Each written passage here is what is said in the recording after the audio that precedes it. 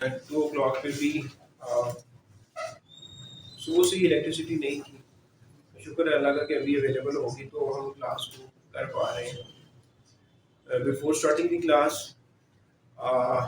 जो zoom participants हैं उनकी तरफ से गो हेड चाहिए कि क्या उनको वीडियो विजिबल है बोर्ड और वॉल्यूम जो है ये ऑडिबल है, ये क्लियर करें सो डैट कि हम फॉर्मली लेक्चर का जो आगाज करें।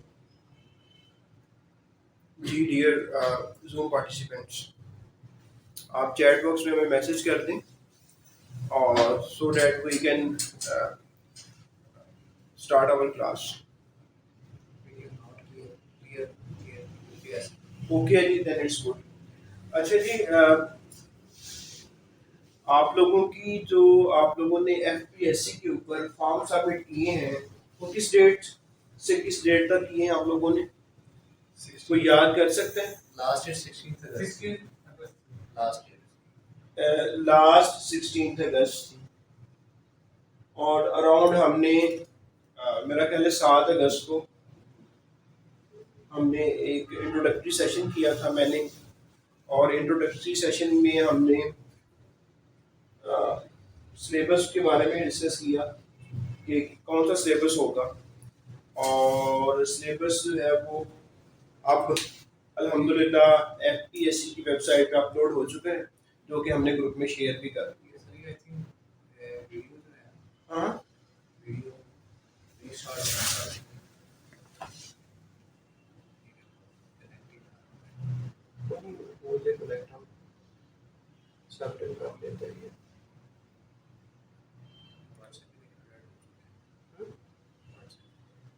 व्हाट्सएप पे ये यही है, वो तो रेडी रहेगा क्योंकि वो उसका नेट बंद हो गया, मोबाइल का हमने उसको ऊपर खड़ा कर दिया, ये कनेक्ट हो रहा है बोले।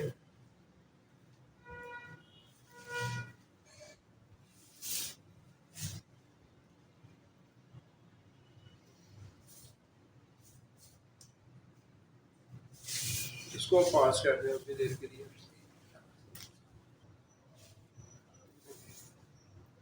तो जी very sorry for inconvenience. Now let us know, am I audible to you people? आवाज आ रही है आप लोगों को? आप कमेंट करें प्लीज, और इररिलेवेंट कमेंट डिसकंटिन्यू कर दें। अब हमारी रिक्वेस्ट के मुताबिक बताएं कि क्या आप लोगों को वॉल्यूम आ रही है और वो प्रीवियसली जी नहीं थी, अब की बात हो रही है। अब बताएं कि अब है या नहीं है। वो तो 1 मिनट नहीं आया, हमें पता है। अब आ रहा है, अब आवाज आ रही है आप लोगों को, वीडियो आ रही है?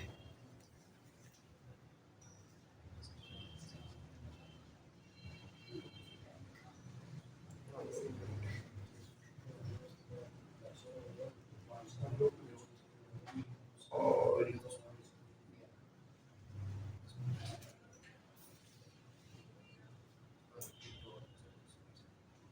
अच्छा हाँ, नो वॉइस थी वो भी अब चेक करो। आप वेरी गुड, बताओ अभी कि अब आ रही है आवाज आपको? Am I audible to you now? चलो, thank you very much for your response. तो मैं आपको रिक्वेस्ट कर रहा था कि हमने ये सेशन किया और उसमें सेशन में that session is available on YouTube. So in this session we discussed a number of things including the syllabus. So the syllabus which we discussed in this session, alhamdulillah, now FPSC has published that syllabus on their website. और वही syllabus है, तो syllabus आप लोगों को share कर दिया गया है। काइंडली उसको आप लोग देख लें, और वो वीडियो देखना चाहें तो वो भी देख लें। According to that syllabus, sale tax act 1990 सारे का सारा है। सेल टैक्स एक्ट 1990 को हम पढ़ रहे हैं अभी, और उसी सेल टैक्स एक्ट 1990 के बारे में आप सबको पता है कि 76 टोटल सेक्शन है। आप सबको पता है कि उसी सेल टैक्स एक्ट के 10 चैप्टर हैं। आप सबको पता है कि उसी सेल टैक्स एक्ट के 13 शेड्यूल हैं, और हर चैप्टर का आपने टाइटल याद करना है, हर सेक्शन का टाइटल आपने याद करना है, और हर शेड्यूल का नाम या टाइटल आप लोगों ने याद करना है। और आई होप कि आप लोग 40 तक याद कर चुके हैं, सेल टैक्स एक्ट के 40 तक आप याद कर चुके हैं। और अब आपको जो रिक्वेस्ट की जा रही है वो 40 to 50, इन सब के आपने further titles of sales tax section जो है उन सेक्शंस के टाइटल आपने 10 और आपने मेमोराइज करने हैं। चैप्टर्स 10 के 10 आप लोग कर चुके होंगे, आई होप कि मैंने पहले रिक्वेस्ट की थी आप लोगों को, तो इसको आप लोग नोट करें कि आप लोगों ने ये क्या करना है नेक्स्ट आने वाले दिनों में। अच्छा, तो सेल टैक्स एक्ट हमने पढ़ा। सेल टैक्स एक्ट का सेक्शन मुझे बताया जा रहा है कि सर हमने पढ़ लिया था 8 तक, अब हम 8A पढ़ेंगे। Section 8A, section 8A, 8A है क्या? Section 8A of what? Of sale tax act 1990, STA 1990। अच्छा, ये है joint and several liability of seller and buyer. क्या समझ आती है आपको? इसका तो समझ आ जाएगी जो जॉइंट कह रहा है, इकट्ठे। जॉइंट का मीनिंग तो यही होता है ना, इकट्ठे, इकट्ठे लायबिलिटी सेलर और बायर की। सेवरल क्या होगा? अलग अलग, अलग अलग, मिलकर और अलग अलग जो लायबिलिटी है सेलर और बायर की, क्या होगी in case of unpaired tax. सही। अब यहां पे वर्ड टैक्स अनपेड, जो कि पे नहीं किया गया, किसको पे करना था? एफबीआर को। टैक्स, टैक्स जब भी होगा मीनिंग है सेल्स टैक्स, मीनिंग है सेल्स टैक्स। तो फिर ये सेक्शन हमें पता चल गया कि 8A का मकसद क्या है। ये लायबिलिटी खड़ी करने लगा है, लायबिलिटी खड़ी करने लगा है सेलर और बायर की, दोनों की अलग अलग, और बिल के कि अगर जो सेल टैक्स है पे नहीं होता एफबीआर को। अब होता क्या है, इस सेक्शन में कहा जा रहा है कि देखें, बायर जो होता है, बायर क्या करता है, जब वो चीज खरीदता है तो वो सेल टैक्स भी साथ पे कर देता है। लाइक मैंने मार्कर खरीदा, तो मार्कर के साथ अगर 5 रुपए का सेल टैक्स था, तो मैंने 45 value of supply plus 5 sale tax, 50 rupees मैंने सेलर को दे दिया, दुकानदार को दे दिया। अब उसका काम है वो एफबीआर में जमा करवा दे, उसी का काम है। कभी ऐसा नहीं होता कि मैं मार्कर लेने जाऊं और जो फरोख्त करने वाला है उसे कहूं कि 45 आप ले लो, 5 मैं एफबीआर में जमा करवा दूंगा। ऐसा नहीं होता, आप उसे पूरा दे रहे होते हैं। अब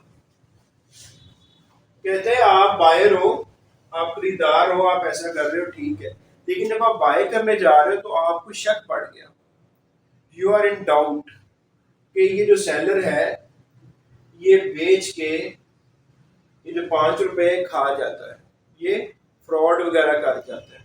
वो कहते हैं कि फिर आप पे ड्यूटी लग जाती है बायर के ऊपर, बायर की रिस्पॉन्सिबिलिटी बन जाती है वो सेल टैक्स को, जो कि अनपेड है, उसको यकीन हो गया है कि या उसको रीजनेबल ग्राउंड्स हैं कि ये बंदा लेके पे नहीं करेगा, तो फिर आप पे जिम्मेदारी है कि आप उसको रोक लो सेल टैक्स को और खुद जमा करवाओ।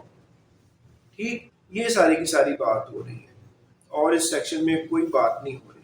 फिर वो कह रहा है कि अगर यार देखो, ये कैसे पता चलेगा कि जाहिद को पता था कि वो जाहिद खरीदार है कि मिस्टर ए ऐसे करेगा, मैं नहीं काटता, मुझे पता भी मैं नहीं काटता, तो काम चल पड़ता है इसी तरह। ठीक है, मैं ट्रांजैक्शन कर लेता हूं। अब ये बताओ कि कैसे पता चलेगा कि बर्डन ऑफ प्रूफ किसके ऊपर होगा? इल्जाम जो लगा रहा है बर्डन ऑफ प्रूफ उस पे होता है। इल्जाम कौन लगाएगा? जिसके पास पैसा नहीं गया, अनपेड नहीं हुआ, एफबीआर इल्जाम लगाएगा कि मिस्टर बायर, आपको पता है कि मिस्टर सेलर ₹5 पे नहीं करेगा FBR में। तो आपको हमने सेक्शन 8A के थ्रू बताया है कि जब आपको पता चल गया तो आपको चाहिए था कि आप ये जमा करवाते हैं। ठीक है, तो बर्डन ऑफ प्रूफ का क्वेश्चन अगर आ जाता है कि सेक्शन 8A में बर्डन ऑफ प्रूफ किसके ऊपर है, जॉइंट सेव, हाँ किसके बर्डन ऑफ प्रूफ किसके ऊपर है? Buyer. खुदा के बंदो, यही मैं कह रहा हूँ, ये जो इल्जाम लगा रहा है FBR लगा रहा है। Same. मैं दोबारा बताता हूँ, देखो ये सब हाँ, इसको बच्चे को वॉइस नहीं आ रही है, सही है, आपकी आवाज नहीं आ रही। यार मैं इतना जालिम नहीं हूँ, देखो ना मैं जुल्म करने का, अल्लाह माफ करे। मुझे ये बताओ कि ये बाकी भी सारे बताएं जी कि किसी को आवाज नहीं आ रही। ये एक बंदा मुझे लग रहा है कि ये वही है जो कि सब कोई रिस्पॉन्स ओके है, सब क्लियर है सर। यार देखो रुक रुक के आ रही है तो वो तो ठीक है, चलो आ रही है, लेकिन ये ओके है, ओके है। डिस्टॉर्शन हो रहा है, आवाज क्लियर है। यार देखो जिनको क्लियर जा रहा है उनको कैसे जा रहा है, लेट्स सपोज के हम ठीक नहीं हैं तो हमारी वजह से सबको ठीक नहीं जाना चाहिए, लेकिन मोर देन 50% क्लियर जा रहा है, तो व्हाट डज इट इंडिकेट्स कि ठीक है there may be issues on our end, but क्या आपके एंड पे कोई इशू नहीं है?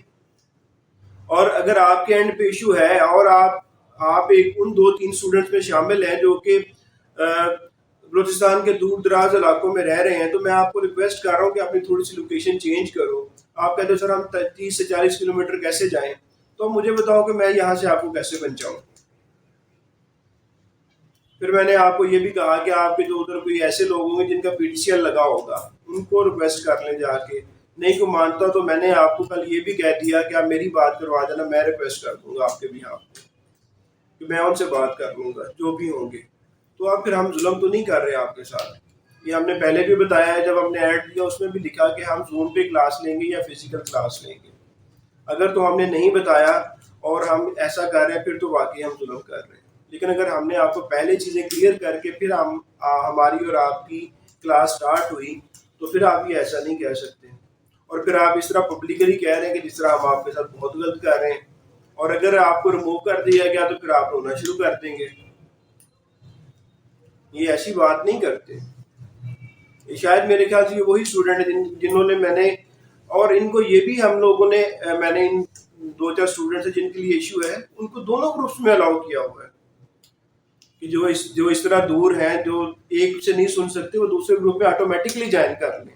उनका नाम भी ऐड किया हुआ है। एक ग्रुप में है, फी उन्होंने इधर दिया, वो दूसरे में भी दें क्लास। और आई डोंट नो कि अभी ये क्या चाहते हैं।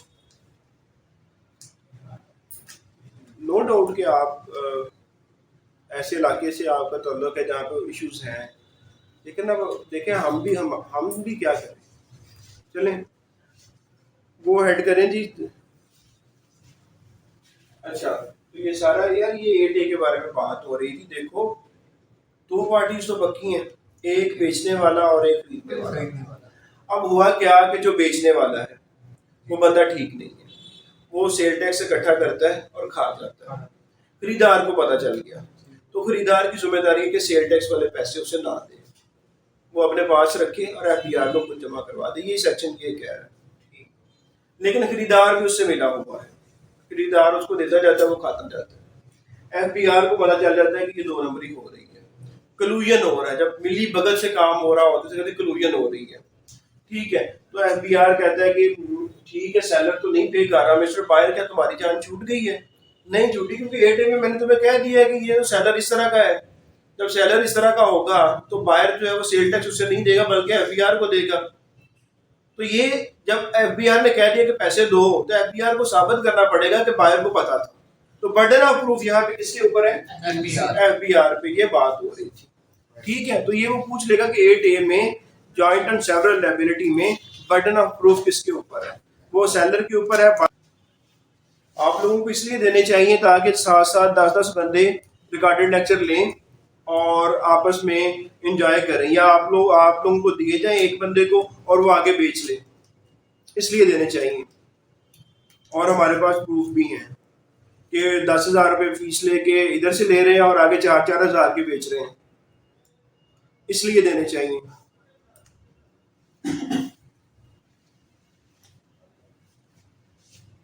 सेक्शन 8B,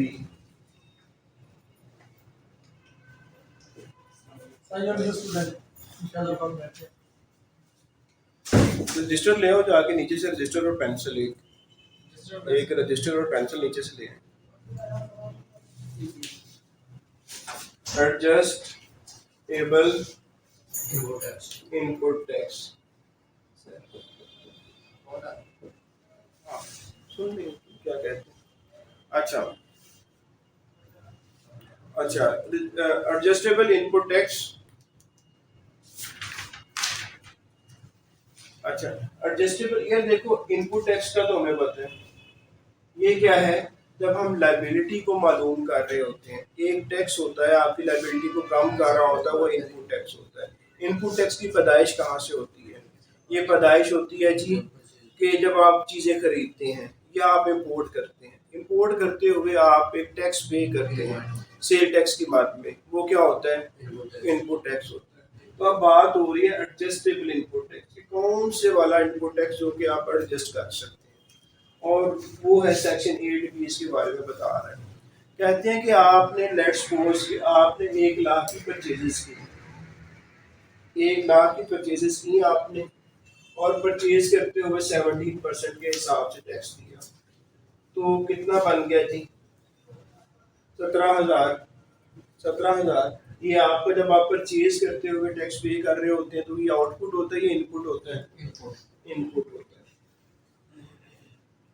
अब आप सेल करेंगे, ठीक, आपने सेल किया लेट्स सपोज 60,000 का, 60,000 के ऊपर आपने सेल करते हुए 17%, now you are seller, here you are buyer, here you are buyer but now you are a seller, and while making the sale you charged the tax at the rate of 17%.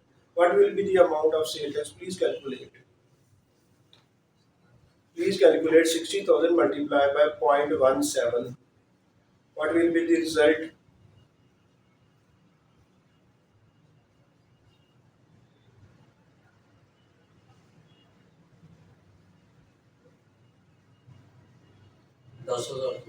$10,200। अब देखो, आपने determinate करनी होती liability, sale tax liability कि पे कितना करना है। अब बताओ, हम वहां पे हम यही कहते थे आउटपुट माइनस इनपुट, जो बचा वो पे कर दो। इस केस में मुझे बताओ 10,200 आउटपुट और इनपुट कितना? 17,000। बताओ पे करने वाला क्या आएगा? 6,800। कैसे होगा ये? तो पहले ये तो आपने ऑलरेडी इनपुट ज्यादा है, तो इस चीज को कैटर करने के लिए गवर्नमेंट ने कहा कि यार हम एक आपको सेक्शन देते हैं, वो 8B को देते हैं कि आप कितना जो है वो इनपुट एडजस्ट कर सकते हैं। उन्होंने कहा जितना आपका आउटपुट हुआ करेगा ना, जितना आपका आउटपुट हुआ करेगा, इसका 90% आप एडजस्ट कर सकते हो, इससे ऊपर आप एडजस्ट नहीं कर सकते। ठीक है, आप जितना आपका आउटपुट है उसका 90% आप इनपुट ले सकते हो। अभी इसका जो आउटपुट हमारा निकला, इसका 90% मुझे निकाल के दो जी, जल्दी से। 9180 यही बना चाहिए। अच्छा, वो कहता है कि आपके पास आउटपुट इतना आ रहा है, आप इनपुट जो एडजस्ट कर सकते हो ना, वो मैक्सिमम है आपके आउटपुट का 90%। सही, मैं रिपीट करता हूँ, मैं इसको दोबारा बोलता हूँ। वो कहता है कि इनपुट एक्चुअली तो ये है, लेकिन कितना इनपुट एडजस्ट कर सकते हो? 90% ऑफ आउटपुट। आउटपुट किधर है? ये, इसका 90% ये, तो आपके पास ये आउटपुट आ चुका है और इसमें से माइनस करना है ये वाला इनपुट, ना कि ये सारे वाला इनपुट। इस तरह करने से आपका क्या होगा, एक नतीजा निकलेगा, और वो नतीजा ये होगा कि आप 10,200 रुपया लेके आए, ये वो वाला जो आपने इकट्ठा किया बेचते हुए, और इसमें से माइनस कर रहे हो आप ये वाला लायबिलिटी कैलकुलेट करने लगे हैं ना। तो 9180 इनपुट माइनस किया, अब बताओ कितना बचा? 10-20। तो जनाब 10-20 कहते हैं एफबीआर कहते हैं ये मुझे दो हर सूरत में। जब ये बात हुई 2007-8 में पहली दफा किसी साइंसदान ने ये काम इजाद किया, दैट मस्ट बी एक अच्छा बड़े वाला माइंड वाला बंदा होगा, तो उसने ये एक नया तरीका इजाद किया।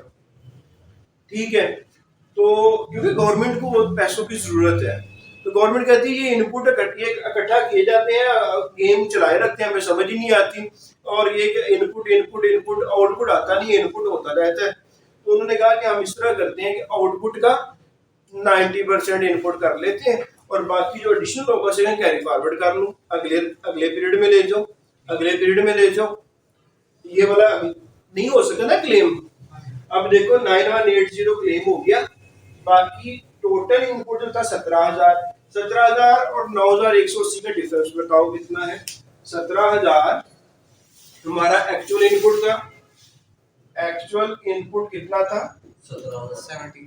17,000। अलाउ कितना हो गया? 9180। इतना हमारा एडजस्ट नहीं हो सका, 7,820 नहीं एडजस्ट हो सका, नहीं हो सका। ये क्या बहुत हो जाएगा? नहीं, वो कहता है अगले महीने भी तो रिटर्न फाइल करनी है, अगले महीने में भी तो लायबिलिटी कैलकुलेट करनी है, उस पे जाके इससे एक्शन कर लेना। ठीक है, अब मैं तुम्हें कह रहा हूँ कि इतना पे करो। नेक्स्ट मंथ भी यही सीन बन जाता है, नेक्स्ट मंथ भी ये सीन बनेगा, नेक्स्ट मंथ भी ये सीन बनेगा, और ये सीन्स बनते रहेंगे। आगे मैं यही पढ़ाने लगा था, ये सीन्स बनते रहेंगे, और जब साल का एंड हो जाएगा, फाइनेंशियल ईयर का एंड हो जाएगा, कब ईयर एंड होता है? 30/6 को। अब ये वाला जो सीन चल रहा है, ये ईयर चल रहा है, ये 30 से 2022 को एंड हो जाएगा, खत्म हो जाएगा। और जब ये 30 से 2022 को खत्म हो जाएगा, फिर क्या होगा? फिर जितना भी इस तरह करके कैरी फॉरवर्ड कर करके इनपुट इकट्ठा हो चुका होगा ना, 2 महीने के अंदर अंदर आप एफबीआर आपको वापस कर देगा। ये नोट करो, 2 महीने। कोई गेम समझ आई है या नहीं आई? ये 2 लिखा हुआ नजर आ रहा है इसके अंदर? हाँ जी सर। और कोई एडमिट करने वाला तो नहीं पड़ा होगा? कोई नहीं सर। देखना यार, कोई जुल्म ना हो जाए भाई। सर वो हो गया सर, क्योंकि एडमिट सारे हो गए यार। वेरी सॉरी, मैं अगर हार्श हो गया हूँ, लेकिन हमारा भी ना कोई अच्छा एक्सपीरियंस नहीं रहा रिकॉर्डेड लेक्चर का, क्योंकि जब मिस यूज हुए हैं तो मिस यूज होता है, तो फिर बंदे का दिल नहीं करता, ना पढ़ाने को दिल करता है, और ना किसी को जो जेन्युइन बंदा होता है उसको भी कंपनसेट करने को, क्योंकि अभी कोई ऐसा आला नहीं है हमारे पास हम मालूम कर सके कि ये बंदा ठीक है या गलत है। कोई ऐसा तरीकाकार नहीं है हमारे पास। ठीक है, अच्छा, तो ये बात सारी क्लियर होगी। तो यही है। हाँ, रिपीट करते हैं,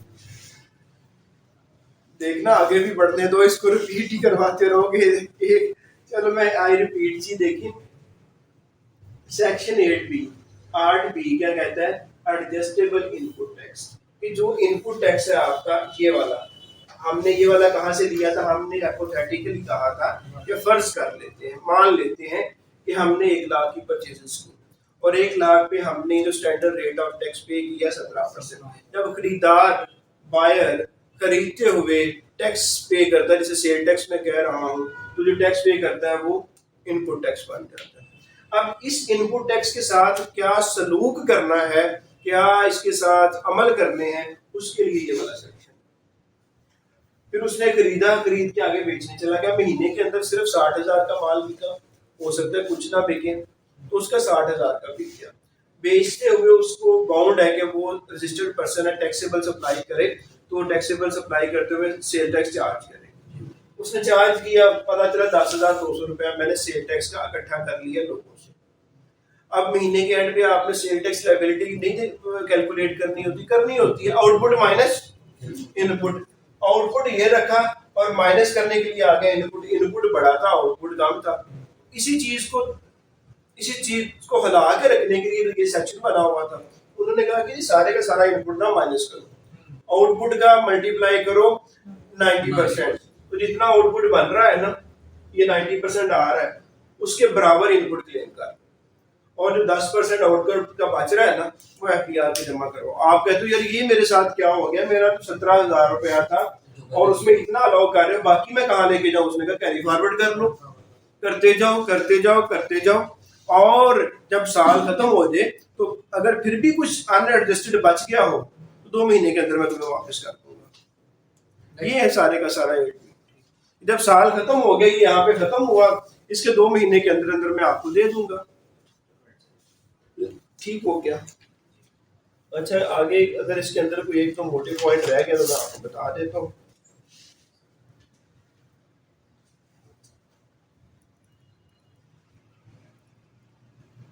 कहते हैं जब आपको मैं दूंगा ना वो रिफंड, उसे मैं रिफंड कहूंगा।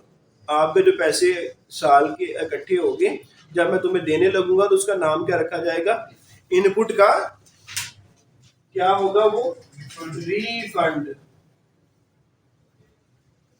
ठीक। कहते हैं रिफंड लेने आओगे? जी बिल्कुल आएंगे। तो वो कहते हैं रिफंड जब लेने आओगे तो अगर आप इस तरह करना, अपने ऑडिटेड अकाउंट्स लेके आना। क्या करना? हाँ, पूरे साल की होंगे ना। जो कंपनीज है वो कंपनीज अपने क्या करेंगी? अपने ऑडिटेड अकाउंट्स लेके आएंगी। ठीक हो गया। और फिर वो कहता है कि हाँ हाँ हाँ, ये वन शन छोड़ दो, आप जो ना वो ले लो, निचोड़ ले लो।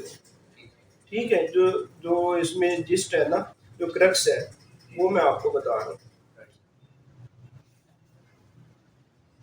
अच्छा, अब वो कहते हैं कि क्या सबके साथ यही सलूक करोगे? क्या सारे ही इंडिविजुअल, ये सारे ही पर्सन जो हैं, उनका आप इनपुट जो है वो 90% पे ही एडजस्ट करवाओगे, किसी को छूट नहीं दोगे? तो उसने कहा ऐसी कंपनियां जो पाकिस्तान स्टॉक एक्सचेंज के ऊपर लिस्टेड है, उनको मैं माफी देता हूँ, उनको इम्यूनिटी है। कहता है कि इसको मैं खत्म कर दूं ना, अभी मैं रब कर दूं, ये तो हो गया आप लोगों का।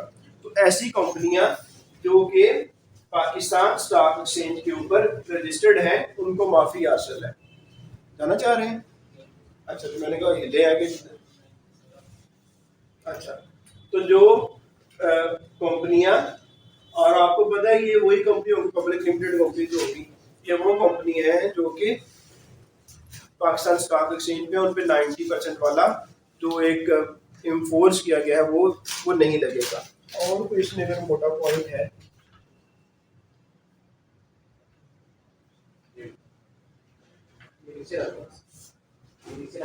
अच्छा, तो ये अगर वो पेपर में पूछ ले कि 8B का रिफंड लेना है तो वो मंथली होगा, क्वार्टरली होगा, ईयरली होगा, नॉन ऑफ दी अबव, तो आंसर क्या होगा आप लोगों का? I repeat my question, please सुनिएगा। कि कहता है 8B का रिफंड लेना है। रिफंड किस चीज का होता है? आपने इनपुट ज्यादा जमा करवाया है, उसका रिफंड होता है, ये तो पक्का जेन में बिठा लें। 8B का रिफंड लेना है, क्या वो रिफंड आप हर महीने ले सकते हैं, आप 6 मंथली ले सकते हैं, आप क्वार्टरली ले सकते हैं, ईयरली ले सकते हैं? जवाब बताएं। ईयरली आप लोगों ने टिक करना है, ईयरली। ठीक है जी जूम पार्टिसिपेंट्स, के रिफंड जो होगा 8B का वो ईयरली बेसिस पे होगा। और वो कहता है कि वो किस महीने, ये नोट करें कि जो रिफंड है वो किस महीने मिलेगा। वो कहता है फाइनेंशियल, इस तरह क्वेश्चन आएगा, इस तरह मैं आपको क्लियर करता हूँ क्वेश्चन कैसे आएगा। वो कहता है 8B का refund, 8B refund will be available in the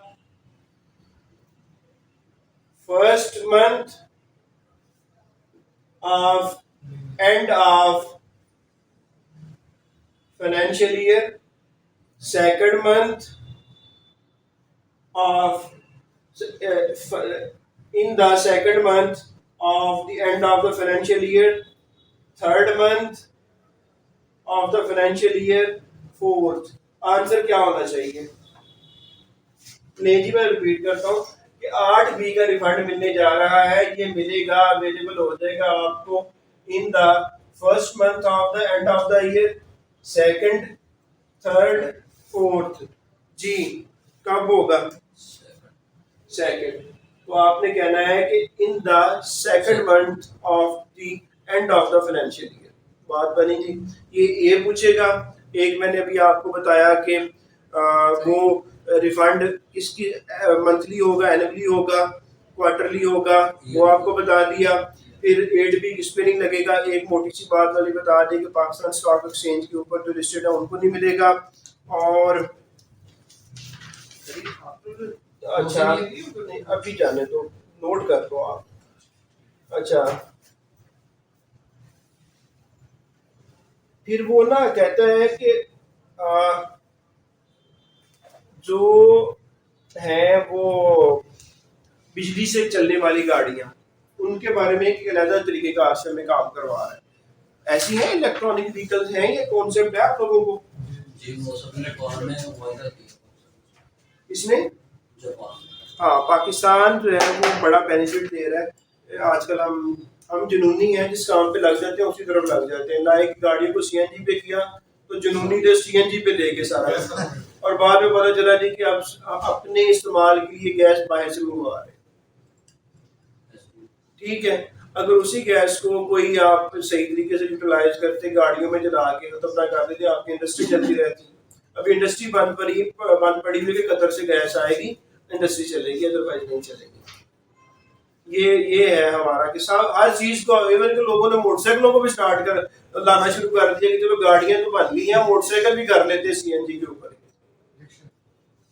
के बगैर वर्किंग के। बस जब जिस काम के जो जेन में आ गई बात, उसी के पीछे लग गए। तो वो अच्छे भले चल रही थी गाड़ियां, नॉर्मल फ्यूल दूसरे के ऑयल के ऊपर, उसको उठा के ले आए इसके ऊपर और साथ ही तबाह करके रख दिया। अच्छा, अब आपको पता है कि आपकी 52% जो है वो गैस इंपोर्ट हो रही है और 48% इंडिजिनस गैस है। इंडिजिनस मीन जो हमारी देसी गैस है, जो देश की है, जो पाकिस्तान की है, और 52% जो है वो जो कि इम्पोर्ट हो रही है। ये वो वाली गैस है हमारी ज़रूरत की।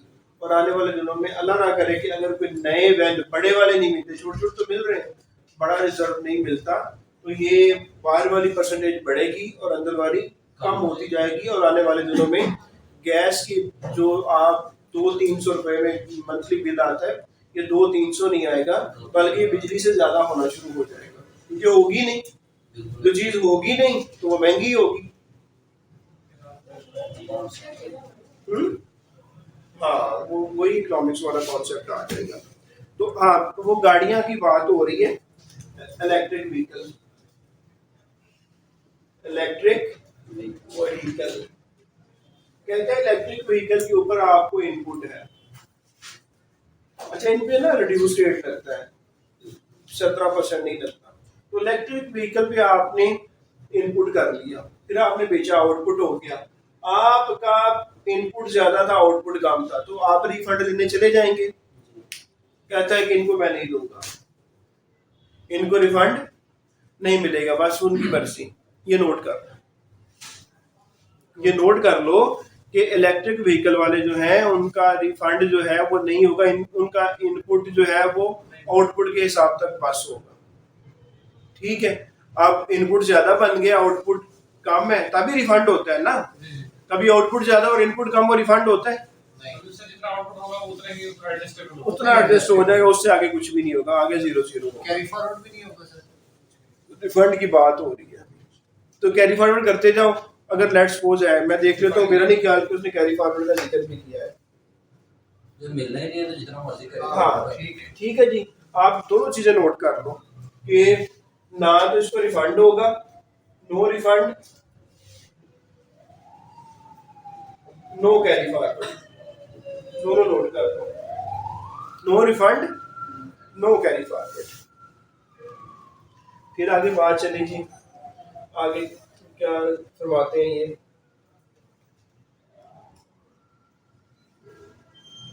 वो हमारे रिलेटेड नहीं है, वो एक वो, क्योंकि जिसमें देखा गया इसमें वो कहा है ना कि उन्होंने कहा कि आप ऑडिटेड अकाउंट्स लेके आएंगे रिफंड करवाने के लिए। इसमें कहा है ना, मैंने बात बताई कि अब साल एंड हो गया, आप रिफंड लेना चाहते हो तो आप ऑडिटेड अकाउंट्स लेके आए। ऑडिटेड अकाउंट्स को साइन कौन करेगा? चार्टर्ड अकाउंटेंट करेगा। जब चार्टर्ड अकाउंटेंट करेगा तो ये आखिरी में वो कह रहा है कि अगर चार्टर्ड अकाउंटेंट सही स्टेटमेंट नहीं देता तो उसके ऊपर भी एक्शन लिया जाएगा, और चार्टर्ड अकाउंटेंट के ऊपर आई कैप के जो ऑर्डिनेंस है उसके मुताबिक एक्शन होगा। ठीक हो गया। अब आ जाते हैं ये जी 8B, one of the major section, one of the major, जिस तरह वैल्यू ऑफ सप्लाई पढ़ा हमने, इसको भी पढ़ा, तो ये तगड़े सेक्शन में एक सेक्शन था। आगे आ गया है 9, debit and credit note.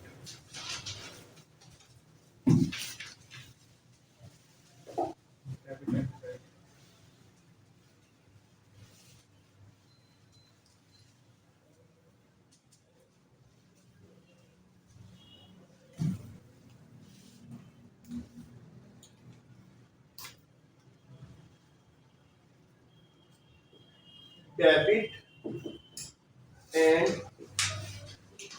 Credit note क्या समझ आती है जी?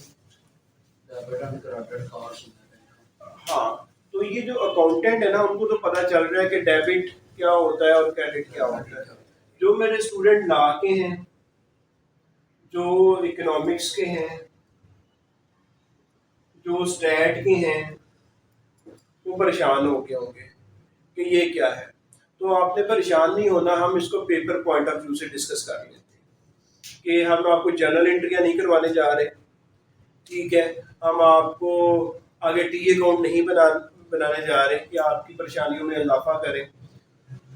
आपको आपका मकसद हासिल जिस चीज से हो जाएगा उसकी तरफ लेके जा रहे हैं। होता ये है कि आपने इनवॉइस भेजी, आप सेलर हैं, आप बेचने वाले हैं, आप बेचते हैं, बायर को इनवॉइस भेजी कि 1 लाख रुपया मैंने तुमसे देना है इस चीज का जो मैं बेच रहा हूँ, और इस पे 17% टैक्स है, तो 17,000 टैक्स है, तो दोनों को मिलाकर 1,17,000 रुपया मैंने तुमसे लेना है। ठीक हो गया। अब पता चला कि इसमें गलती लग गई है कि ये 1 लाख नहीं था, बल्कि ये था 99,000 था। 99,000 मल्टीप्लाई बाय 17%। अब बताओ कितना बन रहा है जी यहाँ पे ये वाला टैक्स? जल्दी किया करो आप लोग, कैलकुलेटर वैसे साथ रखा करो, एक समझाने के लिए फौरन बात हो जाए करे जी। 16,830। अब देखो जी, गवर्नमेंट को पैसे ये जो है वो 17,000 जा चुके हैं, हालांकि सच्ची बात तो ये है कि 16,830 होना चाहिए था। ठीक है, देखो अगर इनवॉइस में कोई गलती आ गई है, उस इनवॉइस की गलती को दूर करने के लिए जो नोट दिया जाएगा उसको डेबिट एंड क्रेडिट नोट कहा जाएगा। और डेबिट और क्रेडिट नोट जो है ये कौन इशू करता है कौन नहीं करता, ये बिल्कुल पेपर में नहीं लिखा हुआ, ना वो इंशाल्लाह आपसे पूछेगा। और ये बहुत ही कहीं सी को जाके क्वेश्चन आता है, तो आपको यही पूछेगा कि अगर इनवॉइस में गलती हो जाती है तो फिर आप बताएं कि गलती किस तरीके से दूर की जा सकती है, किस सेक्शन में जाके दूर की जा सकती है। तो आप सेक्शन याद कर लें।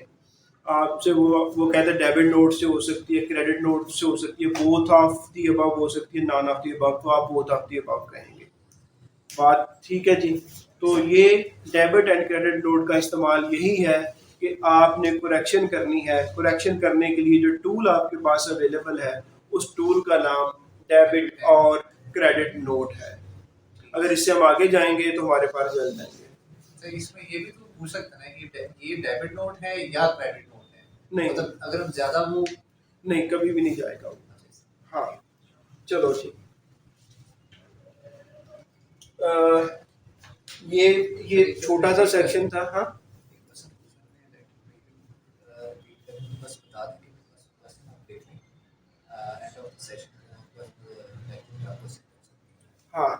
ये ना प्लीज़ आप नोट कर लें, जूम पार्टिसिपेंट बिल्कुल आपका वैलिड है कि ये रिपीट कर दें, हम आपको रिपीट कर देंगे, ये अब हम रिपीट कर रहे हैं, बाकी जो है ना वो प्लीज़ नोट करते जाए और एंड ऑफ द सेशन जो है ना हम आपको आंसर कर देंगे। तो इलेक्ट्रॉनिक व्हीकल पे बात हो रही थी, यहाँ पे लिखा था, मैंने मिटा दिया कि इलेक्ट्रॉनिक व्हीकल जो है ना उसके लिए स्पेशल ट्रीटमेंट दी गई है कि उसमें ये है कि आप हर महीने के एंड पे लायबिलिटी कैलकुलेट करते हैं, आउटपुट माइनस इनपुट, और जो लायबिलिटी बनती है वो पे कर देते हैं। यहाँ पे हुआ ये कि आउटपुट जो था वो कम था और इनपुट ज्यादा था, किसका, जो कि इलेक्ट्रिकल व्हीकल के साथ डील कर रहा था।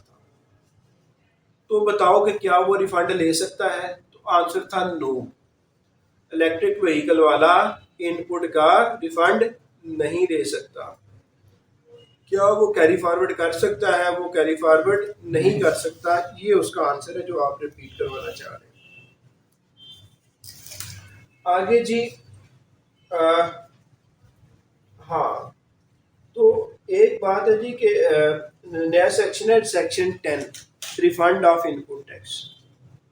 एक तो वो रिफंड दूसरे वाला था ना, एक अब हम बात करने जा रहे हैं सेक्शन 10 के अंदर, सेक्शन 10 के अंदर।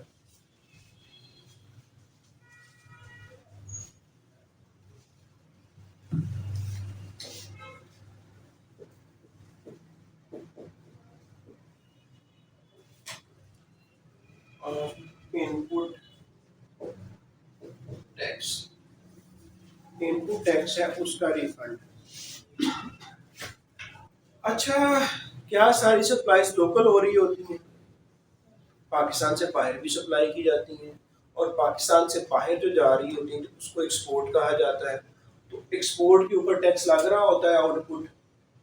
लाइक आपने 1 लाख की गुड्स पाकिस्तान से बाहर भेज दी, तो इसके ऊपर है रेट है 0%।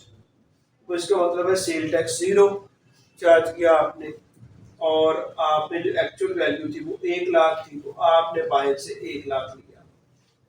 आउटपुट क्या बना? 0। जब आपने ये बेची तो आपने इसको खरीदने के लिए इनपुट पे किया होगा। आपने मान लेते हैं, सपोज कर लेते हैं कि आपने 8,000 इनपुट पे किया हुआ था, तो आपका इनपुट एक्सेस कितना हो गया? 8,000। मतलब कि आपने 8,000 FBR से लेने हैं। जब आपने लेने हैं तो वो बन जाता है रीफंड। तो ये वाला बताओ कि जीरो रेटेड किस सेक्शन के अंदर डिस्कस किया जा रहा है? सेक्शन कौन सा डील करता है जीरो रेटेड को? सेक्शन 4। शेड्यूल कौन सा है जीरो रेटेड से? 5। ठीक है। तो अब देखो, ये वो वाली जो गुड्स है ना, उनके साथ ये तरीकाकार किया जा रहा है कि जो रिफंड बनेगा उनको जो एक्सपोर्ट की वजह से बन रहा है, दिन नोट करो कितने दिन में उनको दे दिया जाएगा? 45 दिन, ताकि वो और एक्सपोर्ट कर सकें, ताकि इनके लिए बहुत, ये साल पूरा इंतजार नहीं करेंगे। जब हो गया, इनपुट का पता चल गया, उसके 45 दिन के अंदर अंदर जब ये एप्लीकेशन दे देंगे, 45 दिन के अंदर अंदर, हाँ, अब ये इसको और भी तेज कर दिया इमरान खान ने, लेकिन वो कानून के अंदर नहीं है। वो कहता है इनको कुछ दिनों में करो, और ताकि ये दोबारा से पैसा आए, दोबारा से चीजें बनाए, फिर बाहर बेचें, और प्रोसेस चलता रहे, लोगों को काम भी मिले और हमारी एक्सपोर्ट भी बढ़े और ज़र मुबादला भी आए। ठीक, तो ये 45 दिन है जो इम्पोर्टेंट पॉइंट था वो। तो इसमें रिफंड 2 चीज़ों का, आपका जीरो रेटेड का और एक्सपोर्ट्स का। फिर ये सिर्फ एक्सपोर्ट्स वालों को ही मिलेगा जो एक्सपोर्ट करें। अच्छा, वो कहता है हाँ, एक्सपोर्ट और जीरो रेटेड दोनों, चाहे वो जीरो रेटेड में आ गया तो बस वो जीरो रेटेड में है उसको मिलेगा, दोनों को अलग अलग कर दिया गया। अच्छा, अब आपको रिफंड दिया जाने लगा है, आपका 8,000 रुपया खड़ा हो गया, सेल टैक्स के अंदर आपको रिफंड मिलना है, लेकिन आपको कोई पेनल्टी पेंडिंग पड़ी हुई है, आप पे कोई पेनल्टी लगी थी और वो पेनल्टी पेंडिंग है, लाइक 200 रुपए की पेनल्टी पड़ी हुई है, और आपका कोई डिफॉल्ट सरचार्ज है, वो आपका 100 रुपए का पड़ा हुआ है, आपको कोई इनकम टैक्स की लायबिलिटी पड़ी हुई है 2,000 की पे होने वाली इनकम टैक्स लायबिलिटी, वो 2000 की पड़ी हुई है। ये पता चल गया कि 8000 का रिफंड करना है। आप बताओ कि क्या 8000 पूरा दे दिया जाएगा? नहीं, वो उस वक्त फिर जो देने वाला होगा वो देखेगा कि यार इसका कुछ पेएबल तो नहीं पड़ा होगा कानून की तरफ, यार हाँ इसकी पेनल्टी पड़ी हुई है, इसका डिफॉल्ट से चार्ज पड़ा हुआ है, इसका इनकम टैक्स लायबिलिटी पड़ी हुई है, तो वो पकड़ेगा जितना रिफंड बनता है उसमें से इनको माइनस कर देगा और बाकी जो रिजल्टेंट अमाउंट होगी वो उसे दे देगा। 8000 में से 2000 निकाला, 6000 रह गया, 6000 में 300 निकाला तो 5700 रह गया, तो वो कहेगा 5700 ले लो जी 45 डेज के अंदर अंदर। ठीक, तो ये कहना चाह रहा है कि जब रिफंड दिया जा रहा होगा एक्सपोर्ट का जीरो रेटेड का, तो उस वक्त ये देखा जाएगा कि इसकी किसी और कानून के अंदर, देखो इनकम टैक्स एक अलग कानून है, पूरे का पूरा एक अलग ऑर्डिनेंस है, उसके किसी और ऑर्डिनेंस के अंदर भी, किसी और कानून के अंदर भी अगर पड़ी हुई है तो वो एडजस्ट की जाएगी उसकी, और उसकी अमाउंट रिफंड कम कर दिया जाएगा। हाँ जी, हाँ जी।